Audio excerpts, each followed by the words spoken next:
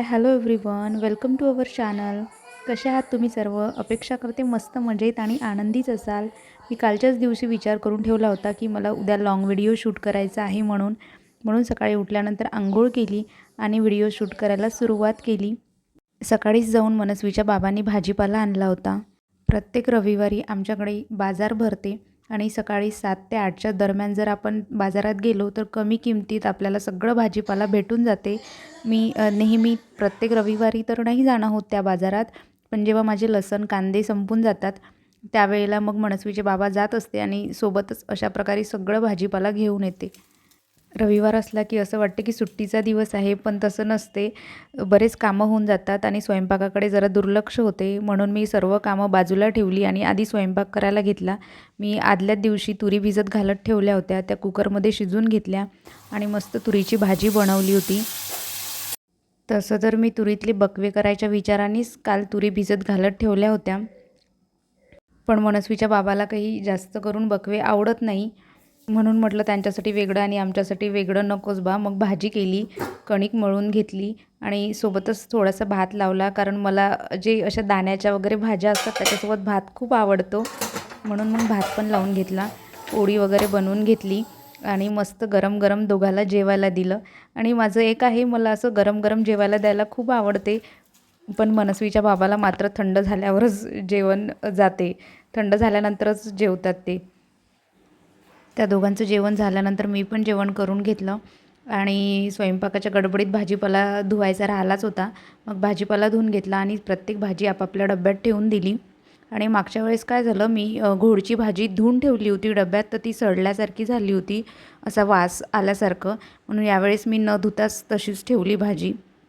आणि आमचे नळ 2 दिवस लेट आल्यामुळे वरच्या टाकीतलं पाणी संपलं होतं आणि उन्हाळ्यात साहजिकच आहे, ते होतं कधी-कधी तसं. त्यामुळे मी बाहेरून बकेटमध्ये पाणी आणलं आणि अशा प्रकारे भाजीपाला पण धुवून घेतला सर्व.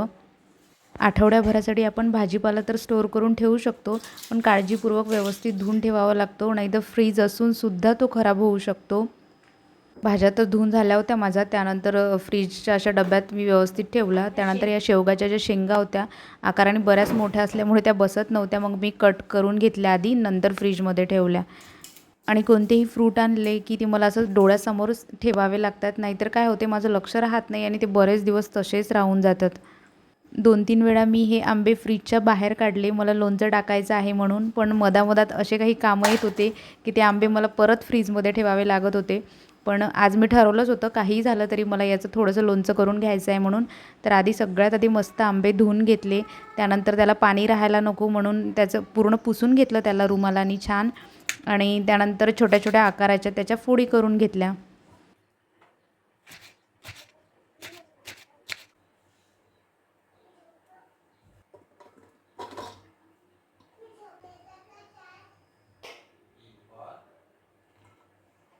मला साधंच लोणचं बनवायचं होतं, जे की आम्ही लवकर खाऊन संपवून टाकणार होतं. नाहीतर आपण लोणच्यामध्ये मेथीदाणा, सोप वगैरे भाजून त्याचं पूड बनवून टाकतो. ते वगैरे इथे मी स्किप केलेलं आहे. माझ्याकडे धनेपूड, जिरंपूड होतं, ते टाकलं तेल गरम करून. त्यानंतर तिखट, मीठ, हळद हे सर्व टाकलं आणि लोणचं बनवून माझं तयार झालेलं आहे. आणि त्यात गूळ टाकायचा आहे, तो मी नंतर टाकणार आहे. त्यानंतर दुपारी थोडा आराम केला आणि मला किराणा घ्यायचा होता, किराणा भरायचा होता. बरेच दिवस झाले किराणा आणला नव्हता, तर त्यामुळे आम्ही मग डीमार्टला गेलो. आणि तिथे गेल्यानंतर बघा मनूची धावपळ. नेमकी मी व्हिडिओ बनवत असताना मला मनस्वी आवाज देते आणि मला नेमकं काय बोलायचं होतं हे मी विसरून जाते. पण ठीक आहे, चला असो, ते तर आता चालणारच आहे.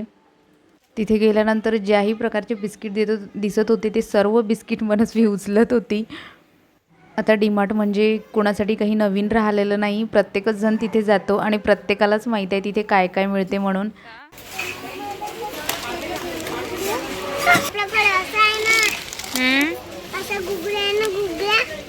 कुठे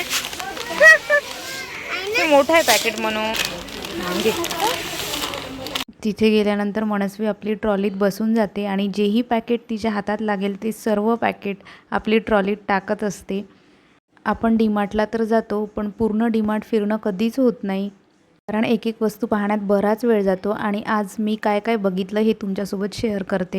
हे गिफ्ट बॉक्स आहेत, खूप छान आकाराने स्मॉल आणि दिसायलासुद्धा अट्रॅक्टिव्ह आपण गिफ्ट देण्यासाठी घेऊ शकतो. त्यानंतर मी हे काचेच्या बरण्याच्या सेक्शनकडे गेली होती.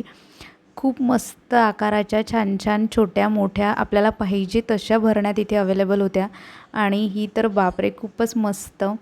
99, 199, 149 आणि हे 59 अशाच प्रकारचं प्राईस डीमार्टला गेल्यावर आपल्याला दिसते आणि ते आपल्याला वाटते की कमी प्राईज आहे म्हणून, पण तसं नसतं. ती त्यांची टेक्निक आहे. बट चला असो. त्यानंतर मी हे छोट्या मुलांच्या ज्या प्लेट्स असतात जेवणाच्या त्याच्याकडेच त्या सेक्शनकडे गेली होती. खूप मस्त आकार आणि कलरफुल आणि क्यूट अशा होत्या. त्यानंतर हे जे बाउल आपण जे किचनशी रिलेटेड व्हिडिओज जे बनवतो त्याच्यासाठी खूप कामी येईल असे छोटे छोटे होते. त्यानंतर या वाट्या काही साहित्य वगैरे आपण काढून व्हिडिओमध्ये दाखवू शकतो. हे मग पाणी पिण्यासाठी मनस्वीला वगैरे म्हणून. आणि त्यानंतर ही जी ट्रे आहे वेगळ्या वेगळ्या आकाराची आणि डिझाईनची ट्रे होते तिथे. मी काय काय घेतलं हे तुम्हाला दाखवतेच मी. त्यानंतर मग हे जे कप आहे याबद्दल तर काही बोलायचं कामच नाही. खूप क्यूट आणि वेगळ्या वेगळ्या आकाराचे होते. आणि आता मनस्वी शाळेत जाणार आहे तर तिच्यासाठी मला शाळेचं सामान घ्यायचं होतं म्हणून हे बॉटल बघण्यासाठी आलो इकडे. आणि इथेच या दोघांचं ट्रायल चालू झालं होतं उघडता येते की नाही म्हणून. त्यानंतर डबे पाहायला आली म्हणूसाठी, पण पूर्ण डबे इथे प्लास्टिकचे होते त्यामुळे मी डबा वगैरे काही घेतला नाही. ज्या वॉटर बॉटल्स होत्या तिथल्या खूप मस्त होत्या, क्वालिटी पण छान होती. पण त्या ओपन करताना ना जरा मनस्वीला ते जमलं नसतं म्हणून मग मी काही घेतली नाही. त्यानंतर ही ट्रे आपण भाजीपाला ठेवण्यासाठी किंवा काही वस्तू ठेवण्यासाठी सुद्धा घेऊ शकतो. आणि या टोपल्या ज्या आहे या फ्रूट ठेवण्यासाठी खूप मस्त आणि वेगळ्या वेगळ्या आकाराच्या कलरफुल अशा टोपल्या आहेत. मी घ्यायला गेली तर हे सर्व घेऊ शकते, पण ते वस्तू ठेवण्यासाठी जशी जागा पाहिजे तसं घर मात्र माझं नाही आहे, त्यामुळे मी अवॉइड केलं. प्रत्येक वस्तू नाही घेतली. पण सांग एकदा.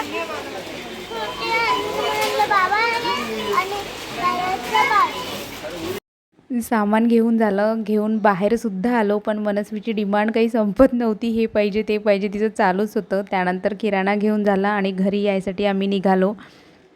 किराणा घेताना तर आपल्याला मस्त वाटते, पण खरी डोकेदुखी असते ती म्हणजे किराणा एकदाचा घरी आणल्यानंतर तो डब्यात भरून ठेवण्याची. आपलं घर साफ स्वच्छ ठेवणं, घरातली प्रत्येक वस्तू ऑर्गनाईज करून ठेवणं, प्रत्येक वस्तू तिच्या जाग्यावर ठेवणं हे सोपं काम नाही आहे. जे करते त्यालाच माहिती असते. म्हणून ज्याही बाया हाऊसवाईफ असतील, घरातलीच कामं करत असतील तर प्लीज स्वतःला कमी समजू नका. खूप कठीण आणि महत्त्वाचं काम आहे ते.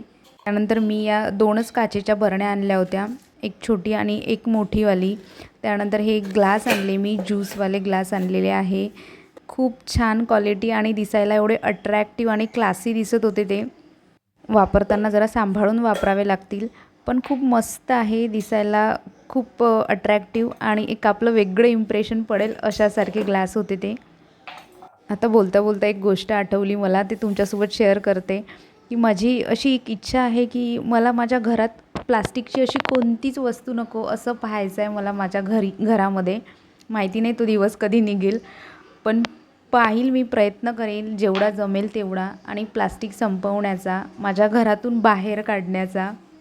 प्लास्टिक जरी आपल्याला अट्रॅक्टिव्ह दिसत असेल, कमी किमतीत प्रत्येक वस्तू प्लास्टिकची जरी भेटत असेल, पण ती खूप घातक आणि हानिकारक आहे आपल्यासाठी.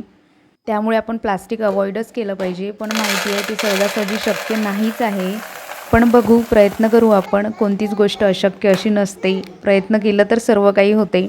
चला, माझा किराणा पण सर्व डब्यात भरून झाला.